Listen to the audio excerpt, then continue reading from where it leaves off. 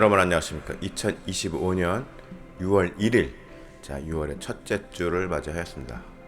더불어 오늘은 또 부활절 이후 7번째 되는 주일입니다. 오늘을 기념해서 또 스가랴 시리즈 이제 18번째 시간으로 오늘은 스가랴서 12장 1절에서 8절까지의 말씀을 보도록 하겠습니다. 그 중에서도 5절에서 8절 말씀을 중심으로 같이 보겠습니다. 오늘은 회복의 날을 기억하라 라는 제목으로 말씀을 살펴보겠습니다.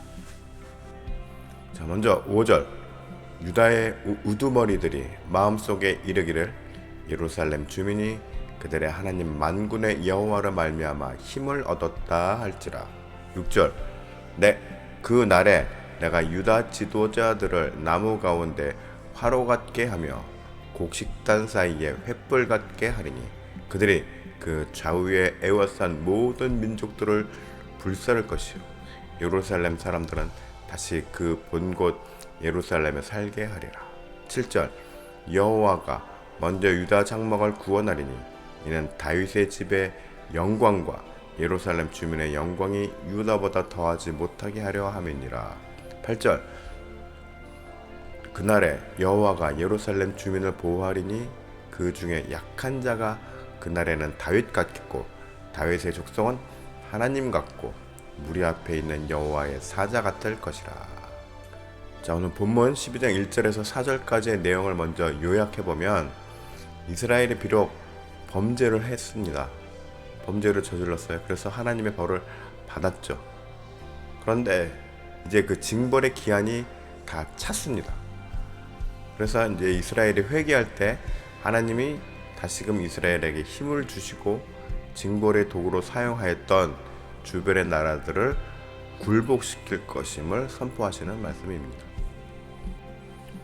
5절, 유다의 우두머리들이 마음속에 이르기를 예루살렘 주민이 그들의 하나님 만군의 여호와를 말미암아 힘을 얻었다 할지라. 하나님께서 함께 하시는 민족이나 개인이든지 그 함께 하시는 하나님의 기운은 굳이 말로 표현하지 않아도 그 느낌을, 그 기운을 느낄 수 있을 만큼 아주 강한 에너지를 뿜어냅니다. 이는 예수 그리스도와 함께하는 우리들에게도 적용될 수 있는 말씀입니다. 예수 그리스도와 함께하면 우리들은 어떻게 되나요? 주님과 함께 우리는 강해질 수가 있는 것이죠. 그런 말씀이 있나요? 있죠. 고린도후서 12장 10절에 보면 그러므로 내가 그리스도를 위하여 약한 것들과 능욕과 궁핍과 박해와 곤고를 기뻐하노니 이는 내가 약한 그때 강함이니라. 내가 잘나서요? 아니죠. 내가 능력이 있어서요? 아니죠. 그리스도와 함께 할 수 있기 때문에 강해지는 것이죠.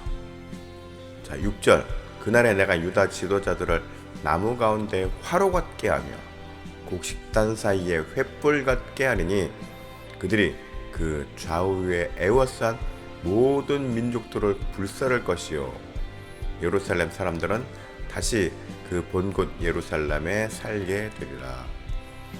5절 말씀 이후에 하나님께서 함께 하시는 이스라엘은 이제 강해진 모습으로 담대하게 모든 역경을 이겨내고 예루살렘을 회복할 수 있게 됩니다. 이것은 오늘날의 교회들에게도 의미 있는 메시지가 됩니다. 오늘날 교회들이 물론 안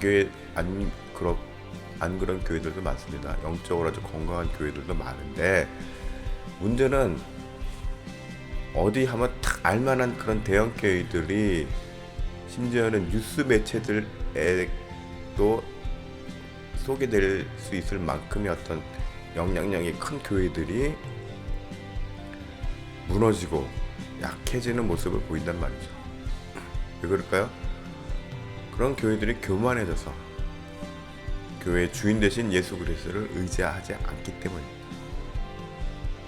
약해진 교회의 모양은 어떤 모양이냐?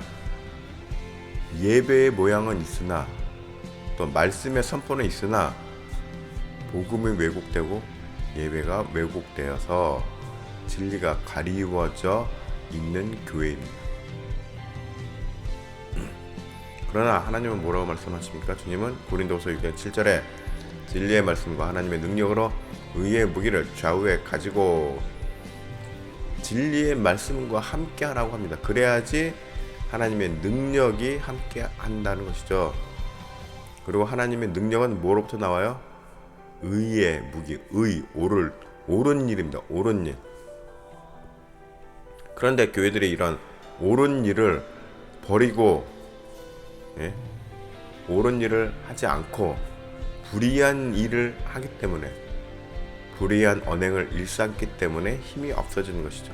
이 모든 것을 과감히 버리고 주님께 다 내려놓아야, 고백하고 내려놓아야 예수 그리스도께서 교회와 성도들과 함께 해주실 것이란 말입니다. 그럴 때 비로소 교회의 진정한 회복이 일어나게 되는 것이죠.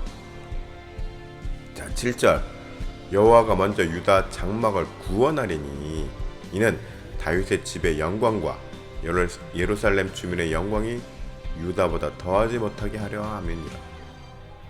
자, 7절에 보면은 다윗의 집과 예루살렘보다 유다 장막을 먼저 구원한다고 하였습니다. 왜 그랬을까요? 유다는 지역적인 측면으로 봤을 때 예루살렘보다 안보상 아주 취약한 지역이었습니다. 그래서 하나님께서는 이 취약한 지역을 먼저 챙기겠다는 것을 강조하신 것입니다. 가장 약한 부분을 내가 먼저 챙기겠다. 자, 야고보서 4장 6절에 보면은 그러나 더 큰 은혜를 주시다니 그러므로 일렀으되 하나님이 교만한 자를 물리치시고 겸손한 자에게 은혜를 주신다. 낮아지고 아주 바닥까지 엎드려졌을 때 하나님께서 함께 하시는 것이죠. 우리가 우리의 부족하고 연약한 부분을 고백하고 겸손히 주님께 의지할 때, 주님께 나의 연약한 부분을 고백할 때 예수님께서 언제든지 우리의 이런 가장 취약한 부분까지도 감싸주시면서 어떻게 해요? 내가 바로 설 수 있도록 도와주시는 것입니다. 절대로 나의 의지로 안 됩니다. 특히 저 같은 경우도 저의 의지로 뭘 해보려고 하면은 안 됩니다. 쉽지가 않습니다. 그러나 이거는 주님의 미션이다, 이거는 주님의 사명이다 라는 마음속에, 그런 마음이 내 속에 자리 잡았을 때, 그런 성령의 기운이 내 안에 자리 잡았을 때 그 기운으로 꾸준하게 밀고 나갈 수 있는 힘이 생기게 되는 것입니다. 참 신기합니다. 다른 거는 꾸준하게 하지 못하는데 주님의 이거는 사역이다, 이것만큼은 내가 무너뜨려서는 안 된다 하는 것은 계속하는 것이죠. 우리가 우리의 부족하고 연약한 부분을 고백하고 의지할 때 주님은 언제든지 우리의 약한 부분도 감싸주신다는 거 잊지 않았으면 좋겠습니다. 자, 8절 그날에 여호와가 예루살렘 주민을 보호하리니 그 중에 약한 자가 그날에는 다윗 같겠고 다윗의 족속은 하나님 같고 우리 앞에 있는 여호와의 사자 같을 것이라. 자, 8절의 말씀은 아주 상징적이면서도 예언적인 말씀이라고 할 수 있습니다. 자, 약한 자의 원어로 살펴보면 카샤이라고 하는데 비틀거리다, 넘어지다 라는 뜻이 있습니다. 뭐예요? 비록 죄에 걸려 넘어졌지만 삶을 돌이켜서 주님의 은혜 안에 거하기를 원한다면 주님은 언제든지 은혜를 베풀어 주시며 강건하게 세워 주신다는 말씀입니다. 여러분들 다 그렇잖아요. 자, 다윗의, 여기도 말씀 중에도 다윗이 언급되었지만, 자, 다윗의 삶도 어때요? 보면은 그 믿음 좋은 다윗이 간음죄를 범하고 또 그것을 덮기 위해서 살인을 저지르고, 오늘날의 공직자 같았으면 어땠어요? 바로 탄핵당했겠죠. 네. 그래서 다윗은 자신의 죄로 말미암아서 자신의 큰아들에게 왕권을 빼앗길 뻔한 쿠데타를 당하고 역대급 수치를 맛봅니다. 네, 아주 집안 망신을 아주 톡톡히 치르죠. 네. 그래서 우리들이 늘 말씀드리지만 죄의 대가는 혹독합니다. 여러분들이 개인적으로라도 내가 어떤 좀 하나님 앞에 잘못을 저질렀어요. 근데 좀 상처가 있는 죄예요. 그러면 어떻게 돼요? 물론 내가 회개하면 용서를 받습니다. 그러나 그 죄를 지은 행동의 결과에 대한 후유증은 감당해야 하는 것입니다. 그것마저 사라지지는 않는다는 것이죠. 예. 그 과정을 거쳐야 비로소 회복의 길로 나갈 수 있는 것입니다. 그러니까는 애초에 죄를 잘 되도록이면 안 지려고 노력하는 게 중요하겠죠. 하지만 뭐 사람이 살다 보면 죄를 지을 수도 있고, 네. 그래서 중요한 거는 뭐예요? 빨리 회개하고 돌이켜서 은혜를 아주 간절히 구해야 된다는 거. 겸손. 그래야지 주님께서 다시 회복해 주십니다. 자, 시편 91편 4절에 그가 너를 그의 깃으로 덮으시리니 내가 그의 날개 아래 피하리로다. 그의 진실함은 방패와 손 방패가 되시다니. 예. 이거는 예수님께서도 말씀하셨죠. 신약에서. 예. 쫙 날개로 병아리들을, 닭이 자기 새끼들을 쫙 이렇게 감싸듯이 우리들을 보호해 주신다라는 의미인 거죠. 자, 우리들은 모두가 예수 그리스도의 제자로서, 자녀로서, 크리스찬으로서 온전한 삶을 살고자 노력합니다. 그렇죠? 노력하시죠? 네, 노력해야 됩니다. 노력도 안 하고 은혜를 구할 수는 없습니다. 노력도 안 하면서 은혜를 구한다고 해서 은혜가 오는 것도 아닙니다. 노력해야 됩니다. 예. 그런데 또 연약한 육신의 한계로 우리가 아무리 노력하지만 때로는 노력함에도 불구하고 넘어질 수가 있고 실패할 수가 있습니다. 그래서 좌절감을 느낄 때도 있죠. 내가 이 정도밖에 안 돼. 난 아닌 건가? 주님, 저는 지옥 가나요? 여러분, 그런 생각 할 때 없습니까? 나는 과연 천국에 갈 수 있을까? 그런 의문이 가장 위험한 겁니다. 그런 의문을 떨쳐버리고 차라리 회개하세요. 그렇게 주저앉고 자포자기 하는 것을 사단이 제일 좋아하고 바로 그런 부분을 노리는 것입니다. 그래서 넘어졌을지라도 다시금 일어서려고 애써야 합니다. 아까도 나왔지만 가장 나의 연약한 취약한 부분을 내가 인정할 때, 그러면서 아이고 주님 이거 도와주십시오. 제 힘으로는 안 될 것 같습니다. 제 힘으로는 헤어나오기가 어려울 것 같습니다 라는 도움을 구해야 하는 것이죠. 주님은 애초부터 우리의 약함을, 취약한 부분을 아십니다.